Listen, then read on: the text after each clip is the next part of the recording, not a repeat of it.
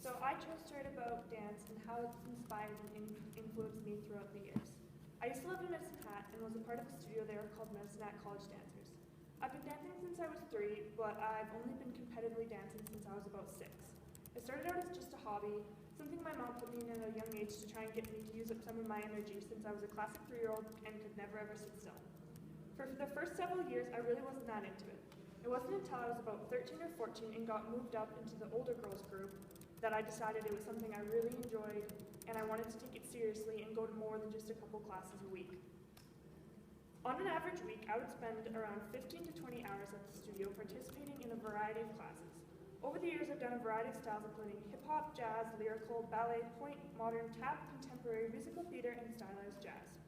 Dance to me was more than just a sequence of certain movements set to a specific song.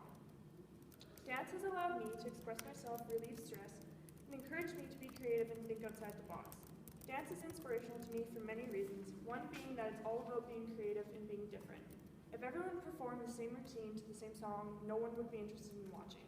It's the variety and uniqueness of every routine that draws people in. For example, the routines that win competitions or go to nationals are the ones with prompts, lifts, or have a deeper meaning or message.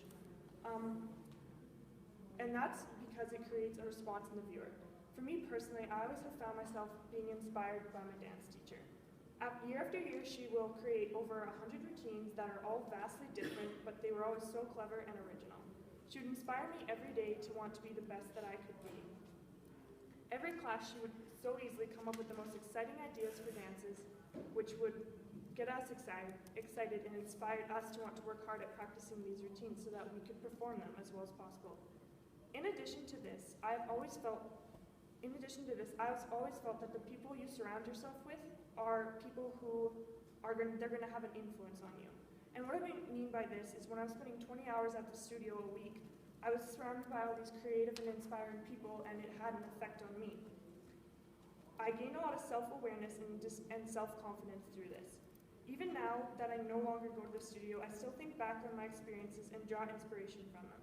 For example, last year, I had a dance dedicated to child sex trafficking. People had the option of donating money to an organization that fought to stop trafficking, and by the end of the year, we had raised around $5,000 and been asked to perform at a benefit called Passport to Freedom, which specifically was targeted to women and children stuck in the sex trade. Dances that have such strong meanings or storylines behind them always draw the biggest responses because they'll pull on your heartstrings or make you think. They provoke a response out of you.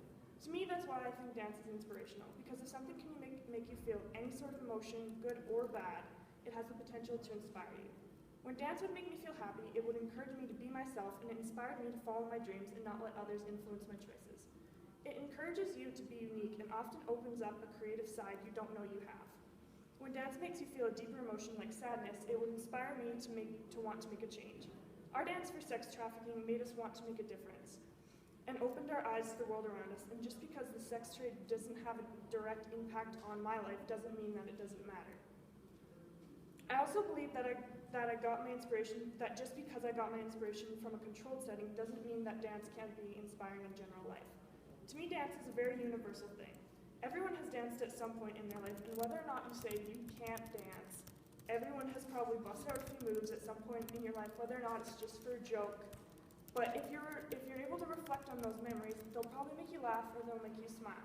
And to me, if something can bring an emotional response out of you, you can take that emotion and turn it into something, and it can inspire you.